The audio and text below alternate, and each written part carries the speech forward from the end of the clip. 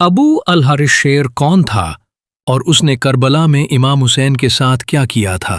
ابو الحارث ایک شیر کا چھوٹا سا بچہ تھا جو بچپن میں امام حسین کے ساتھ تھا، اور امام حسین اس کے ساتھ کھیلا کرتے تھے۔ جیسے جیسے وہ شیر جوان ہوتا گیا، اس کی محبت امام حسین سے بڑھتی گئی۔ صحابہ اکرام جب مسجد میں نماز کے لیے جاتے تھے تو یہ شیر گلی میں کھڑا ہوتا تھا۔ صحابہ اکرام اسے دیکھ کر ڈر جاتے تھے۔ انہوں نے حضرت محمد سے درخواست کی کہ حسین سے کہیں کہ اس شیر کو شہر سے نکال دیں۔ امام حسین نے نہ چاہتے ہوئے بھی اس شیر کو جنگل میں چھوڑ دیا۔